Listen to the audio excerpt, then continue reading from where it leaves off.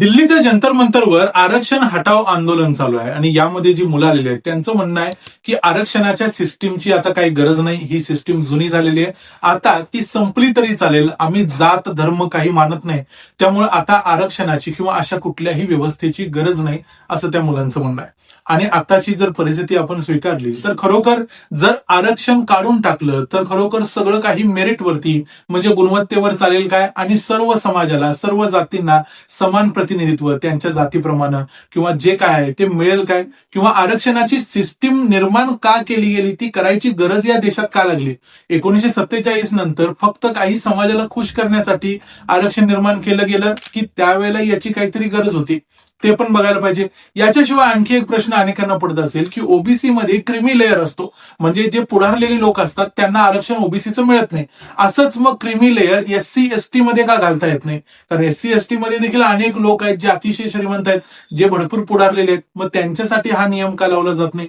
याच्याशिवाय आणखी एक प्रश्न पडतो की हे आरक्षण प्रत्येक 10 वर्षांना का वाढवलं जाते, ते पुढे का गेलं जाते, याच्यामध्ये फक्त राजकीय फायदा आहे की याच्या मागे आणखी काही महत्वाचं गणित आहे ज्याच्या आधारे प्रत्येक सरकार हे निर्णय घेतं. कारण याच असं नाही की या देशामध्ये फक्त काँग्रेसनं राज्य केलंय, तर या देशामध्ये जनता पार्टीनं राज्य केलंय, या देशामध्ये बीजेपीनं राज्य केलंय. प्रत्येकानं हे आरक्षण कंटिन्यू ठेवायचा निर्णय का घेतलाय, या आरक्षणासंबंधातल्या सगळ्या प्रश्नांची उत्तर शोधूया आजच्या या व्हिडिओमध्ये. मी आहे रणजित यादव आणि तुम्ही पाहताय द मराठी बाणा. या देशात 1950 साली राज्यघटना लागू झाली आणि राज्यघटनेनंतर पहिल्यांदा दलितांना आणि अनुसूचित जमातींना असं 15% अधिक 7.5% 22% आरक्षण मिळालं आणि त्यानंतर भारतात आरक्षणाची सुरुवात झाली असं आपल्या अनेकांना वाटतं. पण खरं तर भारतात आरक्षणाची सुरुवात त्याच्या अगोदर झालेली होती आणि काही लोकांना वाटेल की मग ती कदाचित शाहू महाराजांनी कोल्हापूरमध्ये जे आरक्षण दिलं होतं ती असेल, पण नाही. त्याच्या अगोदर मागच्या 2000 वर्षांपासून भारतामध्ये आरक्षण आहे आणि ते आरक्षण आहे उच्चवर्णीयांना. उच्चवर्णीयांना म्हणजे कुणाला, तर ब्राह्मण, बनिया, ठाकूर या ज्या मोठ्या कास्ट आहेत त्यांना, याचे जे क्षत्रिय जे लोक आहेत त्या क्षत्रियांना आरक्षण आहे. मागच्या 2-2.5 हजार वर्षांचा जर भारताचा इतिहास बघितला तर एक गोष्ट स्पष्ट दिसते की राजा हा जनरली क्षत्रिय असायचा आणि त्याचे जे मंत्री असायचे ते देखील क्षत्रिय असायचे किंवा ब्राह्मण असायचे किंवा समाजातल्या वरच्या वर्गातले असायचे. आता समाजामध्ये बघितलं तर आपण एससी एसटी ओबीसी मिळून जवळजवळ 50% त्यांची लोकसंख्या एकूण भारताच्या लोकसंख्येच्या. मग त्यावेळेला देखील 2000 वर्षाच्या पूर्वी देखील ही लोकसंख्या अशाच प्रमाणात असेल. लोकसंख्या जर एवढ्याच प्रमाणात होती तर प्रत्येक राजाच्या दरबारातले मंत्री किंवा स्वतः राजा किंवा इतर सगळे लोक हे नेहमी उच्चवर्णीयच का असायचे? उच्चवर्णीय असायचे कारण त्यांच्यामध्ये एक आरक्षण होतं, जो वरती असायचा तो आपल्याच लोकांना वरती घ्यायचा. त्यामुळे जर ब्राह्मण मंत्री असतील तर त्याच्या खालचे कर्मचारी देखील मोस्टली ब्राह्मण असायचे आणि यातून एक आरक्षणाची सिस्टीम या देशामध्ये लागलेली होती आणि ते आरक्षण ब्रिटिश या देशामध्ये असेपर्यंत होतं. ब्रिटिश या देशावर राज्य करत असताना या देशातले ब्रिटिशांच्यासाठी काम करणारे जे सरकारी कोर्टामधले क्लर्क असतील, न्यायाधीश असतील, वकील असतील, हे सगळे कोण होते? तर हे सगळे उच्चवर्णीय लोक होते. मग हेच सगळे लोक तिथं का गेले? या देशामध्ये तेव्हा देखील दलित होते पण त्यांना शिक्षणाचा अधिकार देखील नव्हता, ते शिक्षण घेत देखील नव्हते आणि त्यांना कुठल्या पदावरती नोकरी लागण्याची शक्यता पण नव्हती. कारण जर ते नोकरीसाठी कुठे गेले तर तिथं बसलेला जो वरचा अधिकारी असायचा तो त्याला त्या पदासाठी निवडेल याची शक्यता जवळजवळ शून्य असायची. त्यामुळं या देशामध्ये आरक्षण देण्याची गरज या सगळ्या स्पर्धेतून निर्माण झाली, कारण या स्पर्धेमध्ये दलित आणि अनुसूचित जमाती, ज्यांना आपण एसटी भटक्या विमुक्त म्हणतो, हे कुठेही नव्हते. हे कुठं सुद्धा नसल्यामुळं या देशामध्ये जेव्हा हा देश स्वतंत्र झाला 1947 साली, तेव्हा या देशातले महत्वाचे जे नेते होते, नेहरू, गांधी, डॉक्टर बाबासाहेब आंबेडकर, सरदार वल्लभभाई पटेल, या सगळ्यांना माहिती होतं की या देशात जर आपण आरक्षण दिलं नाही तर कुणीही दलित माणसाला आमदार, खासदार, नगरसेवक करणार नाही. आजची जर परिस्थिती बघितली तर आपल्याला माहिती आहे की जवळजवळ 22.5% आरक्षण संपूर्ण देशामध्ये लागलेलं आहे आणि त्याप्रमाणे अनेक ठिकाणी आरक्षण पडतं आणि त्याप्रमाणे खासदार हा दलित होतो, आमदार हा दलित होतो, कारण त्याच्यासाठी स्पेशल आरक्षण असते. पण असं जर आरक्षण नसतं किंवा असं आरक्षण जर दिलं नसतं राज्यघटनेमध्ये तर या लोकांना निवडून कोण दिलं असतं? तर कुणीही निवडून दिलं नसतं. हे फॅक्ट आहे आणि ही फॅक्ट त्यावेळेच्या नेत्यांना मान्य होती आणि म्हणून त्यांनी अशा प्रकारचं आरक्षण घातलं. आता डॉक्टर बाबासाहेब आंबेडकरांनी जे आरक्षण घातलं ते 10 वर्षांसाठीच घातलेलं होतं आणि ते पुढे का वाढवलं असा प्रश्न काहींच्या मनात असेल, त्याच्यावर आपण थोड्या वेळाने पुढे येऊया. या समाजामध्ये स्वातंत्र्यानंतर देखील अनेक दलित नेते होते किंवा आणखी जरी कोणी असतील तरी त्यांचा जो टक्का होता तो त्यांच्या लोकसंख्येच्या प्रमाणात नव्हता. आणि डॉक्टर बाबासाहेब आंबेडकर किंवा आपल्या देशाचे जे स्वातंत्र्याचे नेते होते लढायचे, त्यांना असं वाटायचं की दलितांचं नेतृत्व हे दलितांच्यातनं आलं पाहिजे, ज्या ज्या जाती आहेत त्यांच्यातून ते नेतृत्व आलं पाहिजे, म्हणजे त्यांना त्यांचे प्रश्न माहिती असतील. आणि म्हणून मग हे आरक्षण दिलं गेलं आणि या आरक्षणातून मग हे नेते पुढे आले. आता सुद्धा जर तुम्ही तुमच्या आजूबाजूला कुठला एखादा दलित मतदारसंघ असेल किंवा अनुसूचित जमातीसाठी दिलेला मतदारसंघ असेल तर तुम्हाला माहिती आहे की त्या मतदारसंघात इतर एखादा मराठा किंवा उच्चवर्णीय नेता असतो, पण तिथं आरक्षण पडल्यामुळं तो निवडणूक लढवू शकत नाही म्हणून जिंकू शकत नाही, अन्यथा मराठ्यांनी सहजपणे त्या सीट्स जिंकल्या असत्या आणि त्यांची वर्णी तिथं लागली असती. मग हे जे राजकीय आरक्षण होतं, अशा राजकीय आरक्षणाबरोबरच परिस्थिती अशी होती की तेव्हा या लोकांना शिक्षण मिळायचं नाही आणि शिक्षण मिळण्यासाठी परत एकदा स्पर्धा असायची. दलितांची आणि विशेषतः या संपूर्ण समुदायाची परिस्थिती अशी होती की ते लोक शिकू शकत नव्हते, त्यांची आर्थिक परिस्थिती नव्हती आणि आर्थिक परिस्थिती नसल्यामुळं त्यांना शिकण्यामध्ये मर्यादा येत होत्या. या सगळ्यांच्यामुळे ते स्पर्धेमध्ये, शिक्षणाच्या स्पर्धेमध्ये कुठेही टिकत नव्हते.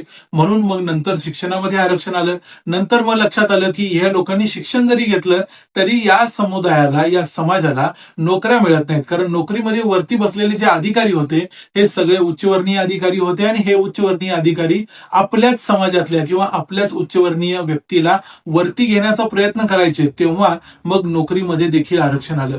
अशा पद्धतीनं मग एससी, एसटी आणि नंतर मग ओबीसींना देखील आरक्षण दिलं गेलं, जे मंडल आयोगानं रिकमेंड केलं होतं आणि त्याप्रमाणे मग एकूण जवळजवळ 49.5% आरक्षण दिलं गेलं आणि आता ईडब्ल्यूएस आरक्षण मागच्या 4-5 वर्षापूर्वी आलेलं आहे.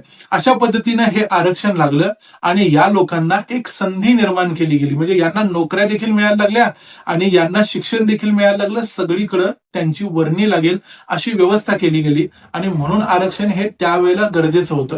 आता काहींना असं वाटतं की आरक्षण नसतं तर, किंवा आता जर आरक्षण एवढे वर्ष आपण ठेवलंय, जवळजवळ 78 वर्ष, 79 वर्ष आपल्याला झाली, आता त्याच्यानंतर जर आपण हे आरक्षण काढून टाकलं तर सगळं काही व्यवस्थित होईल असं प्रत्येकाला वाटतं आणि म्हणून अनेक लोक आरक्षण हटाव असं आंदोलन करतात.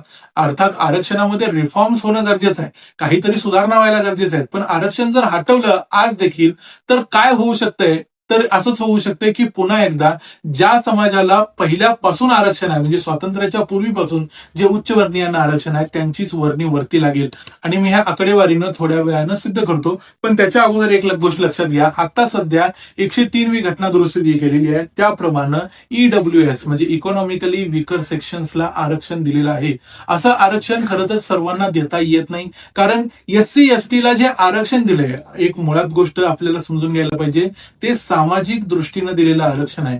ती कुठलीही गरिबी हटाव योजना नाही आहे की त्यांची गरिबी हटली म्हणजे त्यांचा आरक्षणाचा संबंध संपला, अशा प्रकारचं आरक्षण एससी एसटीला दिलेलं नाही. एससी एसटीला आरक्षण यासाठी दिलंय कारण आपला समाज एससी एसटी जातींना आपल्यापेक्षा कमी मानतो आणि या समाजामध्ये जोपर्यंत असे लोक राहणार जे आपल्यापेक्षा दुसऱ्या जातीला कमी लेखणार किंवा कमी समजणार, तोपर्यंत अशा प्रकारचं आरक्षण राहणार आहे. कारण ही भावना मनातून निघून जाणं हेच या आरक्षणाचं उद्दिष्ट आहे. त्यांना सामाजिक दृष्ट्या वरती काढणं हा या आरक्षणाचा उद्देश आहे. ही फक्त त्यांची श्रीमंत झाले म्हणजे सगळं काही संपलं असं नाही. एखादा व्यक्ती जो आहे, जो आरक्षण घेतलं आणि आरक्षण घेऊन तो कलेक्टर झाला तरी पण तो त्या जातीचा आहे म्हणजे तो कमीच असणार किंवा हलकाच असणार, अशा प्रकारची एक हीन भावना अनेक लोकांच्या मनात आज देखील असते. म्हणून हाच प्रॉब्लेम येतो की एससी एसटी मध्ये अजून देखील क्रीमी लेअर लावता येत नाही, कारण तो जरी क्रीमी लेअर आर्थिकदृष्ट्या झाला, त्याच्याकडे पैसा आला, कलेक्टर झाला, मोठं घर बांधलं, बंगला बांधला, पण तरी सुद्धा त्याच्या समोरून जाणारा एक माणूस असतो, तो असंच समजत असतो की आपण याच्यापेक्षा वरच्या जातीचे आहे आणि हा आपल्यापेक्षा खालच्या जातीचा आहे. ही जी जातीय उतरंडीची भावना आहे ती जोपर्यंत आहे तोपर्यंत एससी आणि एसटीला आरक्षण द्यावं लागणार आहे.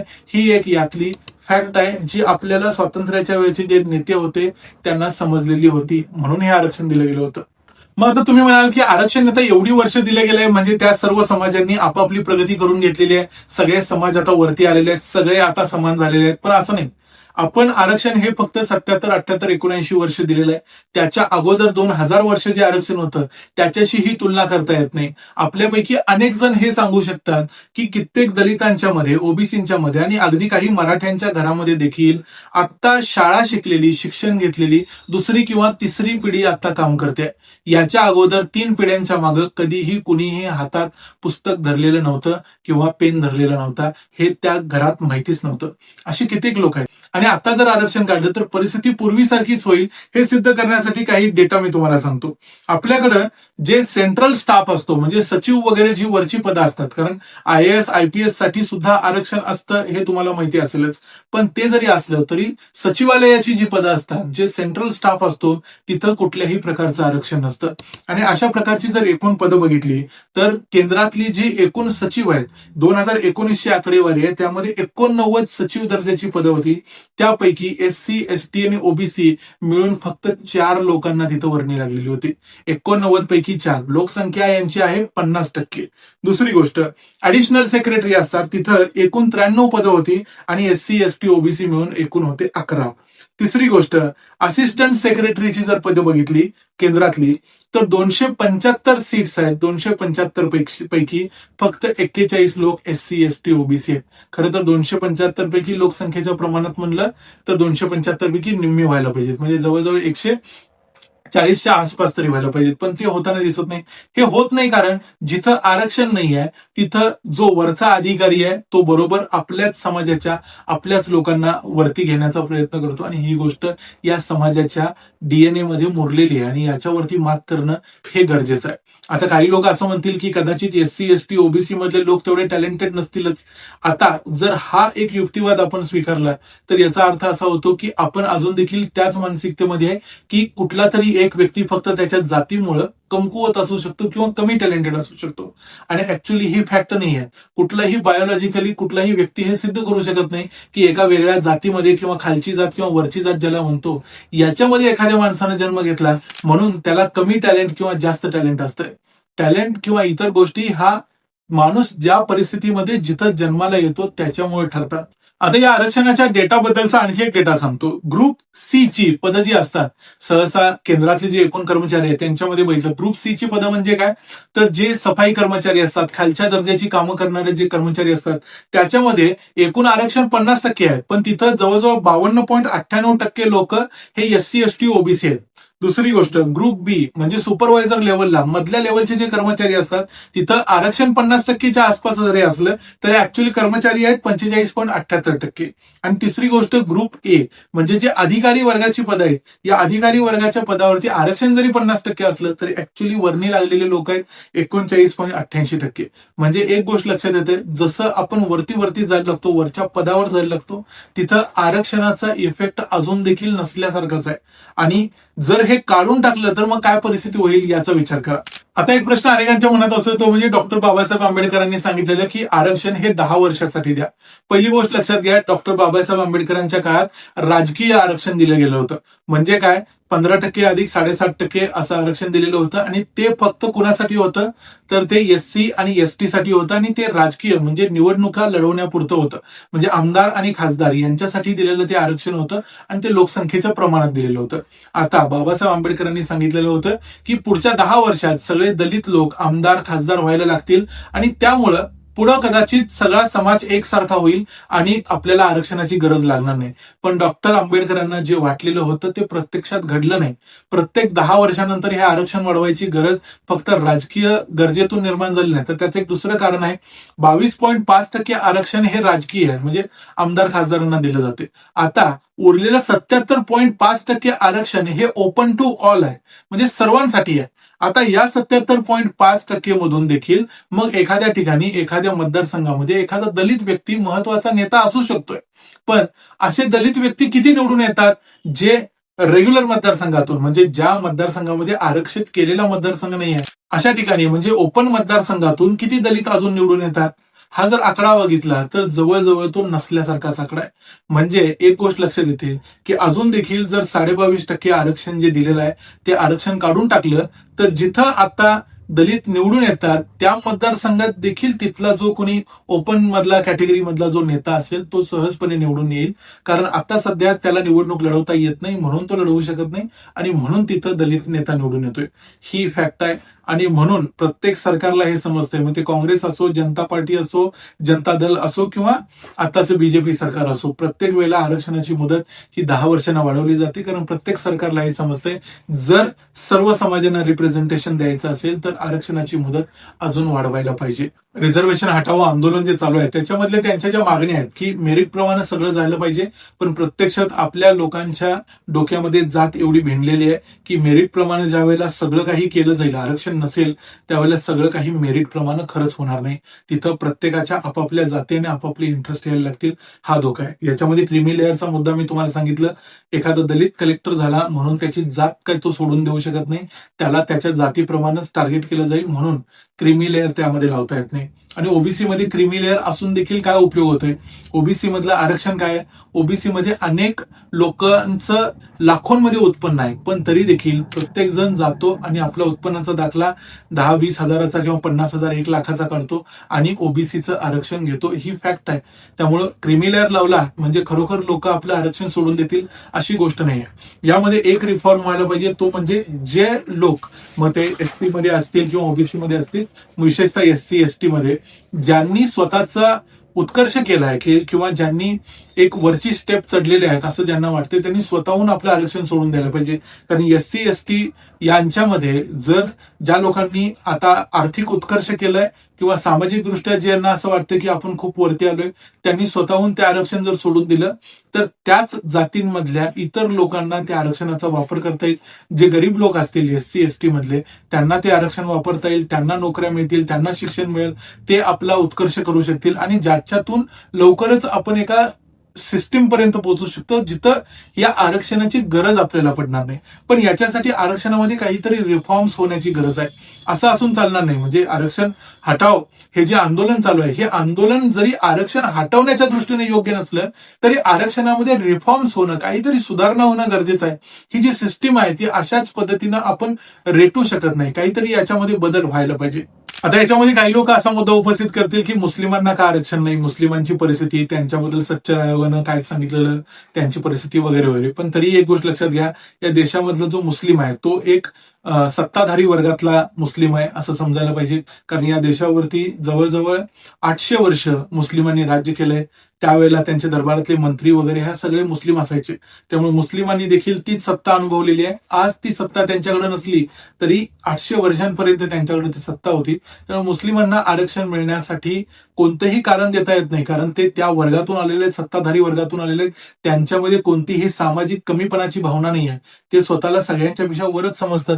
हे देखील इथं लक्षात घ्यायला पाहिजे. म्हणून मुस्लिमांना आरक्षण नाही. आता एक महत्वाचा मुद्दा, कोणत्याही राजकीय पक्षाला असं वाटत नाही की आपण पुढची निवडणूक हरावी आणि जर जे आरक्षण 22.5% आरक्षण, राजकीय आरक्षण दिलेलं आहे ते जर काढलं आणि आपण जे म्हणतोय की बाबासाहेब आंबेडकरांनी 10 वर्षांसाठी दिलेलं आणि आता आपण ते 80 वर्ष तसंच ओढत ओढत नेलेलं आहे, तर ते आणखी 10 वर्ष असंच वाढवलं जाईल. कारण कुठलाही पक्ष राजकीय आत्महत्या करणार नाही. हे जर आरक्षण काढलं गेलं तर संपूर्ण एससी एसटी समाज त्यांच्या विरोधात जाईल आणि कदाचित त्या सरकारला विरोधी पक्षात बसावं लागेल. हे राजकीय कारण देखील त्याच्यामध्ये आहे. त्यामुळे कुणीही त्या आरक्षणाला हात लावायला जात नाही. प्रत्येक जण ते आरक्षण कंटिन्यू करतोय. हा राजकीय गणित देखील त्याच्या मागे आहे. ही फॅक्ट आहे, हे देखील मान्य करायला पाहिजे.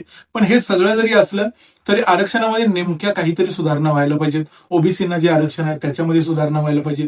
लोकांचं जे उत्पन्न आहे ते मोजण्याचं काहीतरी एक स्टँडर्ड पद्धत शोधून काढायला पाहिजे. जे सरकारी नोकर आहेत किंवा ज्यांचा पगार येतो त्यांचं उत्पन्न मोजता येतं, पण जे लोक व्यवसाय करतात, उद्योग करतात, त्यांचं उत्पन्न ते जे दाखवतील ते समोर येतं आणि त्यामुळे ते आरक्षण कंटिन्यू करतात. या सगळ्या गोष्टीवरती सरकारनं काहीतरी उपाय काढायला पाहिजे. ज्यांचं किमान आर्थिक उत्कर्ष झालाय त्यांच्यासाठी काहीतरी वेगळे नियम लावले पाहिजेत. अन्यथा जे समाजातले दबलेले पिचलेले गरीब लोक आहेत त्यांना या आरक्षणाचा कधीही लाभ मिळणार नाही. कारण कलेक्टरचा मुलगा कलेक्टरच्या त्या सरकारी निवासस्थानामध्ये बसून आरामात चांगला अभ्यास करून कलेक्टर होईल आणि जो दलित विद्यार्थी आहे तो कुठल्या तरी झोपडीमध्ये बसून अभ्यास करत असेल, तो कधीच त्या दलित कलेक्टरच्या मुलाबरोबर स्पर्धा करू शकणार नाही. याचा काहीतरी विचार नक्की व्हायला पाहिजे. या संपूर्ण गोष्टींच्याबद्दल तुमचं काय मत आहे, तुम्हाला काय वाटतं ते आम्हाला कमेंट्समध्ये जरूर सांगा. व्हिडिओ आवडला असेल तर व्हिडिओला लाईक करा, चॅनलला सबस्क्राईब करा. पुन्हा भेटू पुढच्या व्हिडिओमध्ये. तोपर्यंत पाहत राहा द मराठी बाणा. जय हिंद, जय महाराष्ट्र.